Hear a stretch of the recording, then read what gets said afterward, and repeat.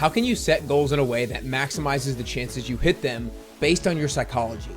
Today is going to be a solo episode of me breaking down how to set up your goals in a way that makes it easier to hit them, and I'll discuss the necessary mindset shift that will not just allow you to hit your goals now, but it will allow you to sustain your habits for the long term. Welcome back to the Best You podcast, where we explore how to improve all 6 areas of your life: health, personal, career, financial, spiritual, and relational. My name is Nick Carrier, an entrepreneur, fitness trainer, and motivational speaker. I was going down the traditional path of working a 9-to-5 until my mentor saw something in me. I quit my job and started my own business. My mission is to help you gain clarity on how to become your best.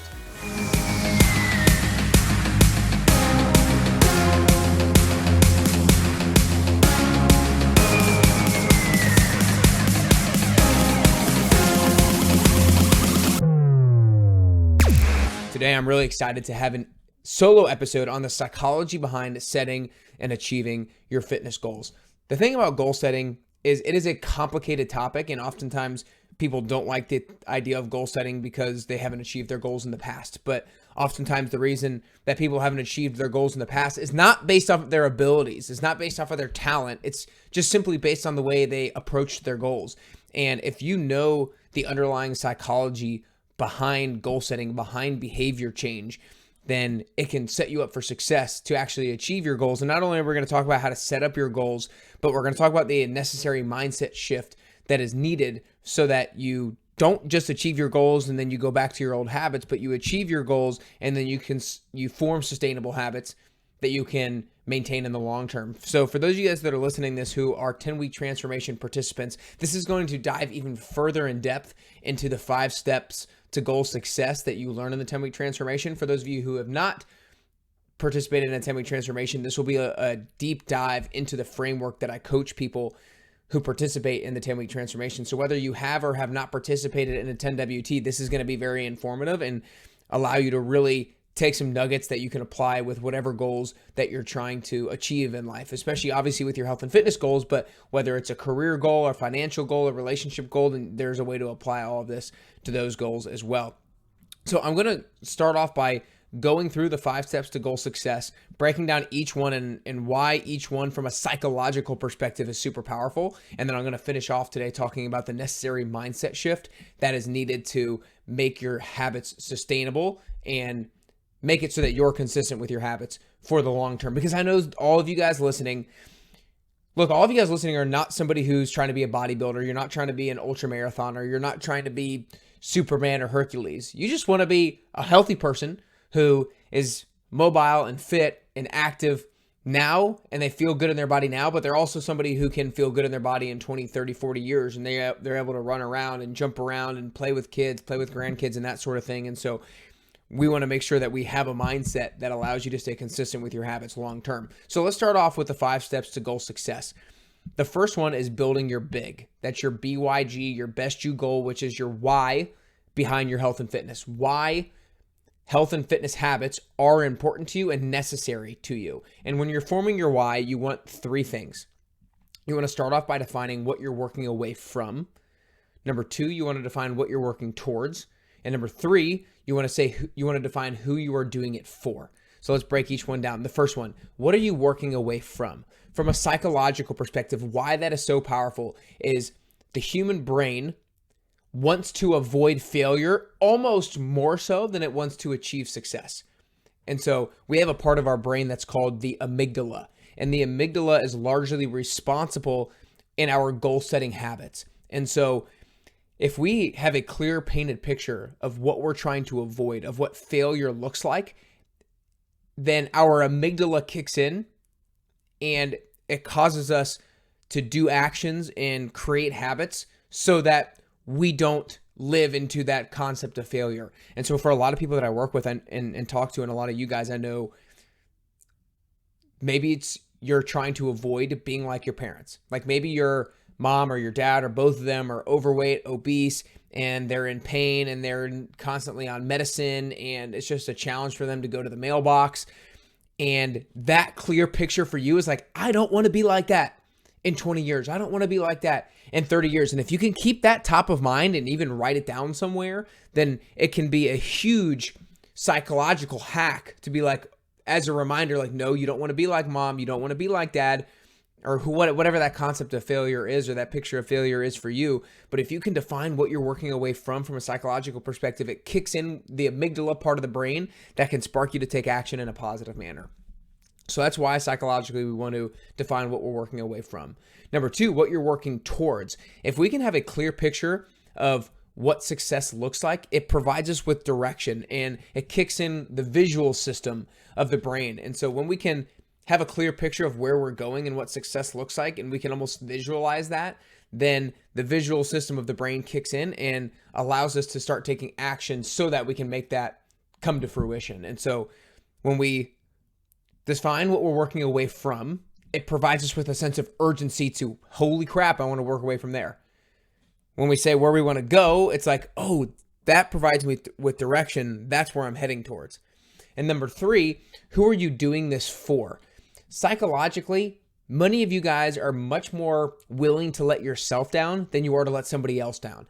And so if we can clearly define and identify who is going to be positively benefited from our own changes with our health and fitness, whether that's our own kids, whether that's our siblings, whether that's our parents, whether that's our aunt, our uncle, whatever it is, like if you can identify and keep top of mind the people who are going to be positively impacted by the changes that you're making, then you're less likely to let yourself down because you're less likely to let them down. And so therefore you'll do the healthy actions that you need to do to achieve your goals. And so when you're defining your why, if you can come up with a few sentences of one, what you're working away from, providing you with urgency. Two, what you're working towards, providing you with direction. And then three, who are you doing it for, providing you with that outside sense of motivation rather than just relying on internal motivation. So that's number one of the 5 steps to goal success. Step number 2 is called set your success indicator. And it's really important. This is your target. This is where you want to be by when. This is, I'm currently here. I want to be here by a particular date. So the easiest one to conceptualize is weight loss. It might be I weigh 100 or 200 pounds. I want to weigh 190 pounds by October 15th. And so it's having a clear target. And so when you're defining what that target is, it's important that that goal is meaningful, but also believable. When I say meaningful, I mean, this thing needs to be difficult. This thing needs to challenge you. It needs to get you out of your comfort zone. But if it's impossible, then the moment that you get started and you feel like, yeah, this really is impossible, or yeah, I'm falling behind, then you're going to stop taking action. So impossible goals are not what we want. But if a goal is too easy, then it's not going to get your brain going in a way that really excites you about the process. And so that happy medium is, okay, I want a goal that's definitely challenging, but not impossible and not too easy. And so maybe a good number to conceptualize this as is 85 out of 100. If 0 is, I can achieve this goal now, today, if I wanted to, and 100 is that's impossible, then think about 85% of the way there. That's going to be really hard, but I believe I can do it if I put in the consistent work day in and day out. So you want to make sure that when you're setting your goal, your target, that end metric, that it is the balance of meaningful and believable. Step 3 on the 5 steps to goal success is identify your progress indicators. These are your weekly goals when, if you do them, they'll mean that you're making progress towards your overall goal. So for example, if your overall goal is weight loss, I want to go from 200 pounds to 190 pounds by October 15th, then a couple of weekly goals might be, I'm going to work out 4 times a week for an hour. I'm going to eat 6 dinners at home every single week, and I'm going to drink 80 ounces of water 6 days a week. You believe that if you do those 3 things every single week, you're going to achieve your weight loss goal. Now let's go a little bit deeper. Each of those things, what do they have in, each of those 3 things, what do they have in common? Number 1, they started with a verb. Number 2, there was a quantitative aspect. Number 3, there was a qualitative aspect. There's so much in our psychology that needs specificity. If we don't know exactly where we're going, then we don't exactly know what success is, and we don't exactly know what actions we need to take. But if we can be super specific with quantitative components to our weekly goals, then it can be really impactful with the level of execution that we have. And the other thing that it makes this really important psychologically is most of us are not very patient people. I don't know about you, but I struggle with patience, with success, with my goals all the time. And so What do I need? I need to be able to check things off throughout the process. I need to be able to gain happiness and gratification and fulfillment from following through and getting a workout in, from cooking dinner at home, from drinking that 80 ounces of water and checking off the box. That psychological checking off the box provides you with patience, and it provides you with a sense of progress towards my goal. Because if you just set a weight loss goal and you're not tracking your progress with everything, then it's just going to seem like it's taking forever, and you're not going to get any hits of happiness or sense of progress or motivation as you go throughout your journey. So you want to make sure that your progress indicators or your weekly goals are specific, and you want to make sure that they are something that is also that you feel like you're able to do, like it's workable. It's the balance of predictive and workable. It will allow you to make progress, but it's not something that you're not willing and able to do. Because if you're working out one time a week right now and you say you're going to work out 4 times a week, then the likelihood that you're going to make that jump is probably pretty small over a long period of time. So you want to make sure that the jump of your weekly goals is just a little bit more than what you're currently willing and able to do. All right, that was step 3. Step 4 is about planning your pills. Now, pills is an acronym that I use that means the purpose of them is to increase the likelihood that you're successful. Plan your pills, PILS. The purpose of them is to increase the likelihood that you're successful. A lot of people say that they're going to work out 4 times a week for an hour, or they say they're going to eat 6 dinners at home, but they don't actually do it. And so pills is all about closing the gap between saying you're going to do something and actually doing it. And so there's 4 different questions that I like to ask my clients that allow them to prepare for their week and set themselves up for success so that they execute at a high level. Number 1 is, what can you do this week that makes it more likely that you work out? That's the first one. Number 2, what can you do this week to make it more fun to actually insert goal, cook dinners at home? Number 3, what can you do to make it easier to drink 80 ounces of water? And number 4, I like this one a lot. Number 4 is visualize yourself at the end of the week and you didn't hit your workouts or you didn't eat your meals at home. What would your excuse be? And what can you do to make sure you don't make that excuse? Those 4 questions can be super powerful to ensure that you're looking at your week through the lens of your goal and you're planning accordingly. Because psychologically, we really want to hit our goals. Oftentimes, the biggest reason why we don't is because we just didn't plan ahead well enough. And things just kind of get ahead of us throughout the day and we lose track of time and like, oh man, we didn't have time to work out, or oh man, I didn't have time to go to the grocery store or cook dinner, or I completely forgot about drinking water. And so if you set yourself up for success and you create triggers that remind you to hit your goals, then you're much more likely to do so. 5th and finally, with the 5 steps to goal success, is setting up your scoreboard. Now, there's 4 reasons why you need a scoreboard for your goal. Number 1 is this evidence of progress. One of the things that is really crucial with our goal setting and our goal setting behavior is something in our brain that's called the orbital cortex.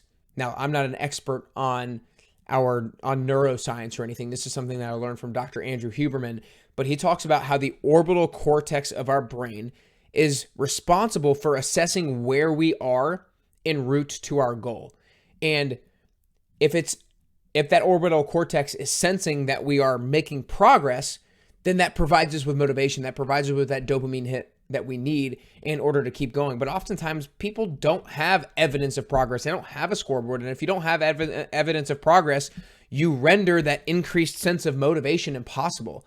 You don't allow the orbital cortex to be able to really have any sense of where you are en route to your goal. So scoreboard, the reason for scoreboard, number 1, is evidence of progress.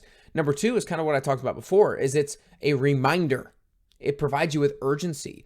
Because again, how many times do you tell yourself to drink more water, but then you go throughout the end of the day and you're like, oh man, I completely forgot. Or you told yourself that you needed to grab something from the grocery store, but because you didn't make a list, you forgot it from the grocery store. So a scoreboard is a reminder of, you need to do this, you need to do this, you need to do this.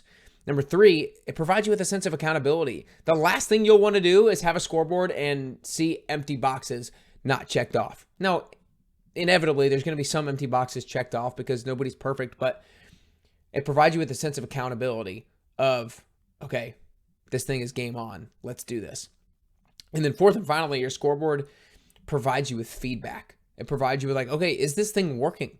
Am I actually making progress towards the goal? And if you get good feedback and it is working, great, keep it going. If you're getting feedback that this thing is not quite working, then maybe there's some tweaks that need to be made. But setting up a scoreboard is critical when it comes to providing you with the psychological benefit of motivation and the psychological benefit of feedback and reminders and everything like that.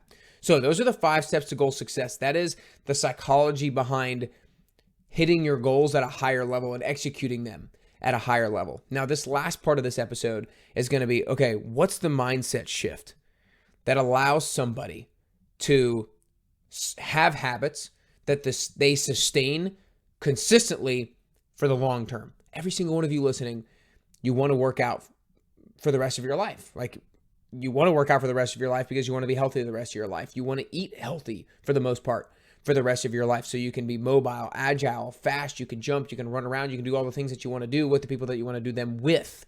And so the shift that needs to be made mentally is kind of like two different boxes. I'll categorize them. The first one is knowing that your goal is not a means to an end. You're not working out just to lose weight. You're not eating healthy just to lose weight. You're not drinking water just to lose weight. You're exercising, eating healthier, and drinking water to become a type of person.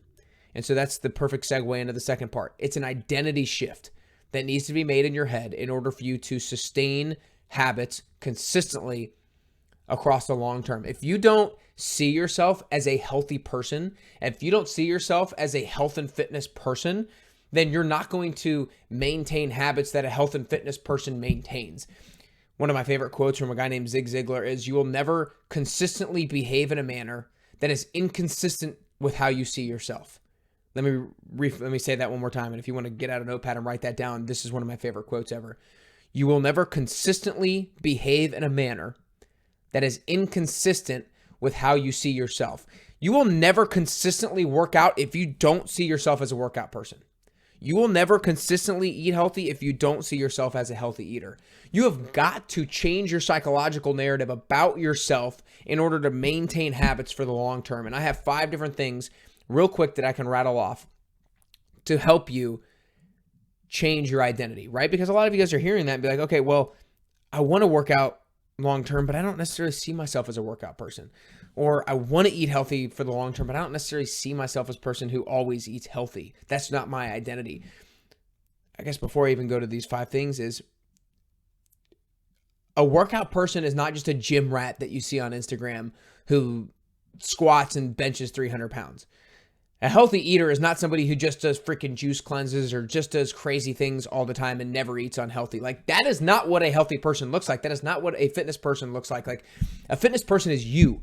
You are a healthy eater. If you're working on things, that you are that identity. So don't have a improper expectation of what a fitness person looks like or what a healthy eater looks like. Okay, how do you change your self-identity? Number 1, who you tell yourself you are.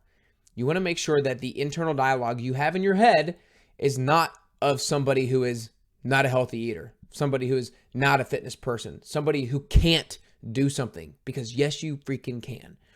Number 2, who you tell others you are, because when the internal dialogue turns into dialogue that you're having with somebody else, then it gets reinforced and that person sees you as that as well. And then you'll continue to live out the habits under the identity that you have identified yourself as. Number 3, how you're framing your past. This is really big, and this is something that I've just recently started to think about and talk about. So I can't go too in depth on this one quite yet. But if you see your past as useful or not useful, like if you see your experience in the past as something that is not going to serve you moving forward, then you're not going to be able to change your identity. But if you see your past as like, oh, I can learn from that and become an upgraded individual because of it, then you're able to actually change your identity. So I think that's, as I'm speaking this out loud, that's really what it is. How you're framing your past. If you see your past as like, okay, that was my past, but that's not who I have to be in the future, right? Like my past self is hopefully a lesser version of myself. Or maybe it's not a lesser version, but it's a different version. And I have learned and I can grow from that past experience and now become actually a new person with new habits, with a new identity moving forward. Number 4, your identity is based off of what you're committed to. When I hear somebody say, I'm trying to do this, trying is not committing. Trying is not expecting to win, it's hoping to win. When you expect to win, you have a plan. When you hope to win, you're just trying. And so if you're committed to something, your identity and your actions will follow suit. And then 5th and finally, which I think is the biggest solidifier of an identity change, is what you see yourself repeatedly doing.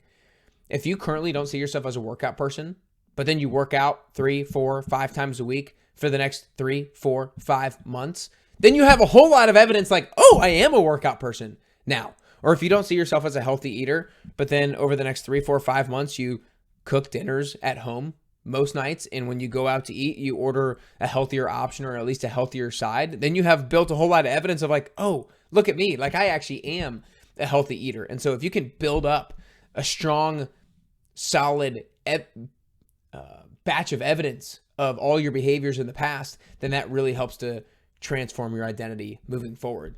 So let's break down real quick the 5 steps to goal success. Number 1 is building out your why. Number 2 is setting your success indicator, your goal.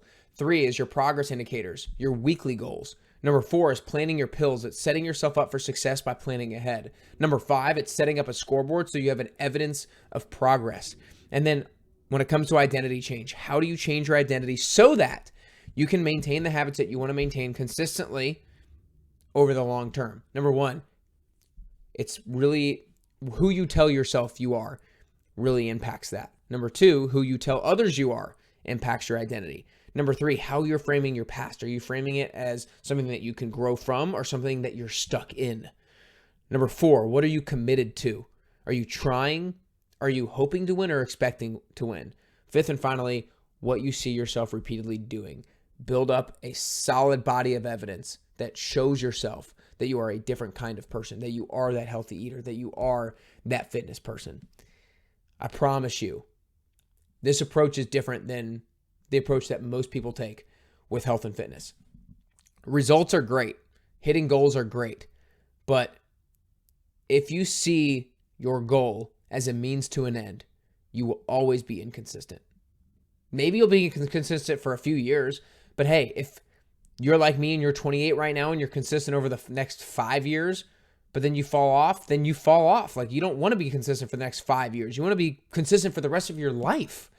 And so it's not just about a results-oriented approach. It's about a process-oriented approach and an identity-focused approach. If you can become a type of person who is health-oriented, who prioritizes their fitness, then you'll consistently act in a manner because you consistently see yourself as that type of person. Let me finish again with that quote. You'll never consistently act in a manner that is inconsistent with how you see yourself. Hope you guys enjoyed this episode today. Make sure you share it with a friend or a family member who's also on their health and fitness journey. If you guys want to sign up for the next 10-week transformation, then make sure you go to nickcarrier.com/10WT.